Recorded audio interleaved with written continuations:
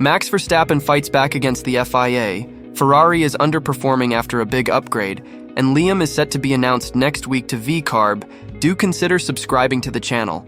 Let's get straight into the latest F1 news. Lewis Hamilton has told Max Verstappen not to complete the work of public interest he has been handed as punishment for swearing in a Formula One press conference. The reigning world champion was summoned to the stewards in Singapore after saying he knew the car was fucked when answering a question during a driver's media session on Thursday in reference to his performance at the Azerbaijan Grand Prix last weekend. He was ultimately ordered to accomplish some work of public interest by the FIA, with the furore around drivers swearing becoming arguably the main talking point of the week leading into Sunday's Grand Prix. Having given short shrift to all questions he was asked in the post-qualifying press conference after putting his Red Bull second alongside title rival and pole-sitter Lando Norris, Verstappen then held an impromptu briefing as he walked through the Singapore paddock surrounded by journalists. Hamilton had come out in support of his old foe during the press conference itself, after qualifying third. "It is a bit of a joke, to be honest," the Mercedes driver said of the punishment dished out. "This is the pinnacle of the sport, mistakes are made. I certainly wouldn't be doing it, and I hope Max doesn't do it." Norris agreed that it was not the right outcome, after joking that Verstappen deserved it, foul language so. The McLaren racer added, "It is pretty unfair, I don't agree with any of it." Hamilton relished his team's improvement in form after looking particularly very poor during practice.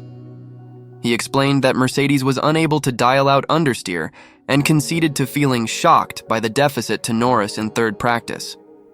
But more changes made prior to qualifying had a profound effect in turning around his fortunes. Hamilton said, "It was like night and day, such a big difference.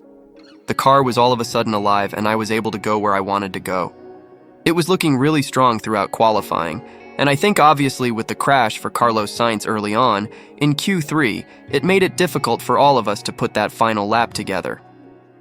Echoing Norris, who felt he was on a stronger lap before the red flag brought out by Sainz than the effort that ultimately yielded pole, Hamilton remarked that his lap was also nothing special.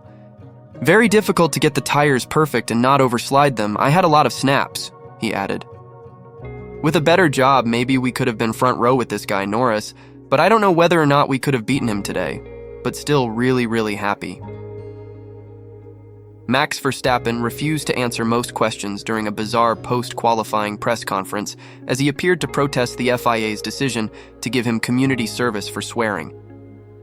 The Dutchman had sworn during Thursday's FIA press conference ahead of this weekend's Singapore Grand Prix when he explained that his car was fucked at the last race in Baku.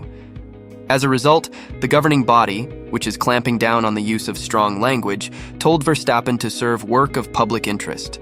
Having qualified second on the grid for Sunday's race, the 26-year-old again found himself in the FIA press conference and made clear immediately that he would not be engaging. When asked by host Tom Clarkson what he had changed on his Red Bull, Verstappen replied, "A lot." When asked to elaborate, he said, "No, I might get fined or get an extra thing." The press conference proceeded in this vein as questions were open to the media. "I would prefer if you asked these questions outside the room," Verstappen said. Another question received a no comment before he jokingly noted that it was something with my voice. True to his word, Verstappen spoke to the media outside and explained his reasoning to not speak during the official FIA press conference. "I find it of course ridiculous what happens, so why should I then give full answers?" he said. "Because I might. It's very easily, apparently you get a fine, or you get some sort of penalties. I prefer then not to speak a lot, save my voice, and I mean, we can do the interviews also somewhere else if you need some answers to the questions asked." Verstappen said that the FIA wanted to set a new precedent to swearing in official media sessions and that he was being treated harshly so that the officials could stamp out the practice. He said that he had no problem with the stewards themselves for the application of harsher sanctions, but rather the new rules in place themselves. "They want to set the precedent and people got warnings or a little fine," he said. "Now with me, they wanted to set an even bigger example, I guess. Which for me is a bit weird, of course. Because I didn't swear at anyone particularly, I just said one thing about my car, but it's in the code, so they have to follow the book. I don't want to blame this on the stewards because I actually had a really good chat with them. They just have to follow the code, and the book." I think they're quite understanding, but it's difficult for them as well. I think what I said wasn't that bad. And of course, I get if you aim it at someone, I think that's bad. Of course, emotions can run high, but that's still not okay. I understand that, but I felt like it was quite ridiculous what was given to me. He had the support of his fellow drivers in the press conference. Lando Norris joked that Verstappen deserved it, before stating that, "I think it's pretty unfair, I don't agree with any of it." Lewis Hamilton added that it was a bit of a joke, and recommended that Verstappen didn't go through with the community service punishment, suggesting, "I certainly wouldn't be doing it." The FIA confirmed that there would be no punishment for Verstappen's behavior in the Saturday press conference, as he had fulfilled his commitments. Charles Leclerc felt Ferrari threw everything in the bin with its tire temperatures in the final part of Q3 for the Singapore Grand Prix, and reckoned he lost second on the grid due to insufficient warm-up. The Monegasque said that his confidence in the SF24 car was renewed after a bruising FP3 in which Ferrari seemed to be suddenly off the pace, as the cooler temperatures in qualifying played into the Italian team's hand. However, Leclerc could only manage a 1:30.1019's lap at the end of the crucial Q3 session, following a red flag caused by a crash for his teammate Carlos Sainz. The deletion of this effort, which would only have been good enough for 7th on the grid, means he will start 9th and ended Ferrari's run of consecutive pole positions at Marina Bay, dating back to 2019. Leclerc reckoned that the front tires came out of their blankets too cold ahead of his final Q3 run, which sapped him of the grip needed to challenge pole sitter Lando Norris and fellow front row starter Max Verstappen. Q1, Q2 was going well. I was kind of hopeful again after FP3 that went wrong, Leclerc revealed. But then I got out of the box in Q3 and the front tires were way cooler. We do so much preparation all the weekend to get to this one lap in quali, where we know it's as important as Monaco, and we get out of the box and we are way too cold on the front tires. And that puts all of our weekend into a very bad place.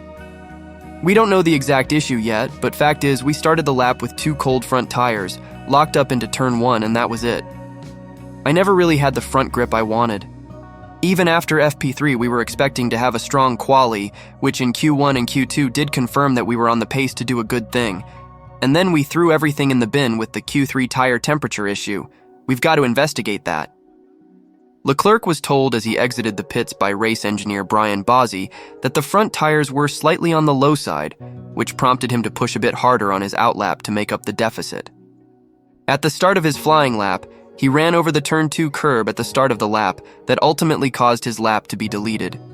He asked why he was -10 on the fronts at the start. Leclerc did not elaborate if this was the temperature delta being shown on his wheel. "I'm not going to go into the detail of the numbers, it's not exactly that," he said. "But obviously we are speaking about 1 degree, 2 degrees to get it right or completely wrong. It was more than that. There was nothing to do. I think we were in a good place, we've been competitive, I also think it's a good job we've done. But I don't know what happened on my outlap, out of the box with temperatures, because it went all wrong from that moment onward." When asked what he would have expected without the temperature issues, Leclerc simply contended, "Maybe P2.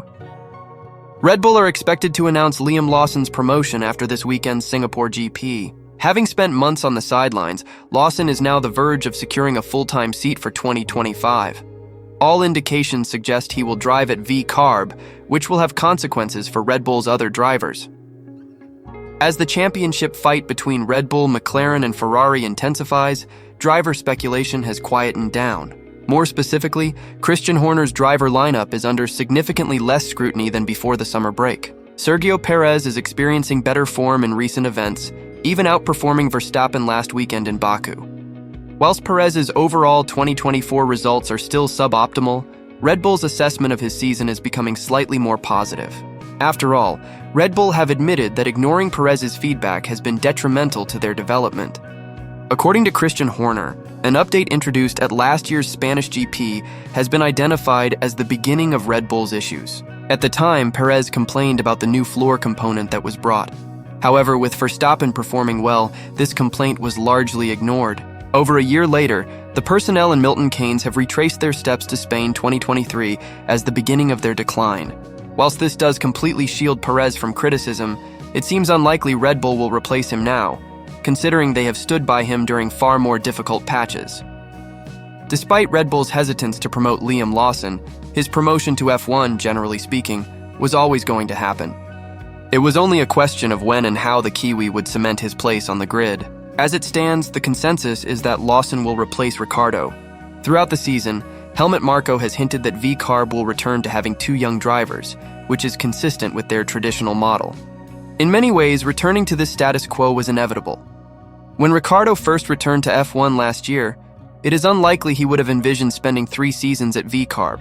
Therefore, missing out on a seat at the Faenza squad for next season is not necessarily a massive deviation from Red Bull's initial plans. Still, this inevitably leaves the Australian driver in a difficult position. Red Bull are more than capable of making surprising decisions with their driver lineups. However, it is increasingly clear that Ricciardo's position with the team is at risk. If the defending champions do not believe Ricciardo can replace Perez in the foreseeable future, then his presence at VCarb only obstructs young talent. The 35-year-old has spoken openly about the precariousness of his position, admitting that this year could be his last chance to make a comeback at the front. His teammate Yuki Tsunoda continues to have an edge this season. Although Tsunoda's recent form is tricky to assess, after being taken out in Monza and Baku, his qualifying head-to-head against Ricciardo since the summer break is 2-1. In the context of Tsunoda's strong performances this year, alongside his 2025 contract, his position at Faenza should be safe. Regardless, Liam Lawson is edging closer to making his F1 debut. The question is who the Kiwi's introduction will be at the expense of. Although nothing is completely certain, most indications point towards bad news for Daniel Ricciardo. Good news awaits Ferrari as they jet off to Singapore for this weekend's race. A much-awaited front-wing upgrade will be on the Ferrari SF24 ahead of the Singapore Grand Prix weekend. This is in the form of a reprofiled front wing. The front wing will incorporate flexibility, as seen on the McLaren and Mercedes cars. This new front wing upgrade will aid Ferrari's charge for the final 7 rounds of 2024. The upgrade is a shot in the arm for the team donning red, who come off the back of a below-par outing at Baku. Carlos Sainz's penultimate lap shunt with Sergio Perez cost Ferrari a shot at a double podium. On the flip side, it allowed McLaren to go 20 points clear atop the constructors' standings. The Woking-based team is now leading the table for the first time in a decade. Witnessing the staggering pace of the Papaya team, Ferrari have fast-tracked their next upgrade. Originally scheduled to arrive in Austin, the front wing upgrade is now brought forward by 3 weeks and will be on the Ferraris in Singapore. The latest Ferrari upgrade involves the new front wing. This is always an important aspect of the car, as it is the first part to make contact with the air flowing into the car. This helps the car generate enough downforce to take on a corner at high speeds. While redesigning has been the major aspect of the new front wing, another important tweak will feature on the SF24. Ferrari have looked to incorporate an element of flexibility into the new spec front wing. This new part is inspired by flexi wings on the likes of McLaren and Mercedes cars this year. It was evident for Ferrari to incorporate flexible aerodynamics into their car. The pace differential to the McLaren appeared even more visible on the long straight at Baku, though. The McLaren possessed a flexible element on the rear wing. This part would remain open at lower speeds before closing at high speeds on straights. The effect provided is akin to that of the drag reduction system, DRS, enabled. This movable element of the car's front or rear wings provides more speed on the straights. Yet, the element remains stiff enough to provide optimal downforce into the corners. However, replicating McLaren's flexi-wing feature is no easy feat. The challenges Ferrari face are crucial to the working of the upgraded part. The front wing will pass through stringent tests conducted by the FIA, with the governing body cracking down even further on movable components in the recent past. Additionally, the component must flex only at certain speed ranges and up to a certain load. Furthermore, it mustn't compromise the overall aerodynamic philosophy of the cars. According to Ferrari team principal Fred Vasseur and head of aerodynamics Diego Tondi, the team have been going all in with their upgrade packages. The upgrades fast-tracked for the Spanish Grand Prix earlier this year induced plenty of bouncing on the straights. To counteract their troubles, Ferrari introduced a slew of upgrades at their home event in Monza. These were planned upgrades for the second half of the season. Vasseur cut a highly optimistic figure, saying Ferrari had to maximize the events in Monza, Baku, and Singapore. In a nutshell, the upgrades included a whole host of parts, from a redesigned floor to a low downforce beam wing specific to the requirements of the track. The upgrade package also included revisions to the front wing to balance the car's revised beam wing. In Ferrari's latest round of upgrades, Tondi believes the front wing is the final component to be incorporated into the car. This would ensure the Ferrari SF24 possesses an optimum and well-balanced aerodynamic package. This would be crucial in the team's chances heading into the Americas triple header next month. The success of the upgrades could even determine how Ferrari's 2025 car comes along. This will be an exciting aspect to track, and Ferrari will be eager to deliver a strong car for the likes of 7-time world champion Lewis Hamilton next year, alongside Leclerc. Much like the event at Monza, Ferrari's upgrades see them head into Singapore blind. They haven't gathered any data in regard to how the car would fare. They have no idea if the upgrades would help turn around the team's fortunes and give them the required speed. The speedy characteristics of Monza didn't provide a chance for the team to fully understand the extent of the upgrades. Being a track featuring fewer corners and more straights, the team had fewer opportunities to discover if the car possessed the required stability in the chicanes. The same awaits the team in red in Singapore. While the second sector comprises of slow corners, the first and third sectors are predominantly made up of straights. The track doesn't feature many medium or high-speed corners, which is where Ferrari will be looking to test the effectiveness of their new front wing. In many ways, Singapore is also an outlier for them. The team aimed to collect initial data on how the front wing handles in Singapore. The team of engineers at Maranello will then crunch the data during the 3-week break. However, the true picture of the upgrade will be clear only in Austin. With the track featuring long radius and medium and high-speed corners, it will be the ultimate test to see if Ferrari nailed their latest upgrade. This will also be useful for Ferrari to develop the design of their 2025 Formula One car. All in all, Ferrari will be looking forward to positive results when they turn up to Singapore, and then the Circuit of the Americas in October. They will be hoping for improved competitiveness, and hoping their major weak point is finally ironed out. The front wing is indeed the final element in their much-touted upgrade package. That's it for today's video. I'll see you around.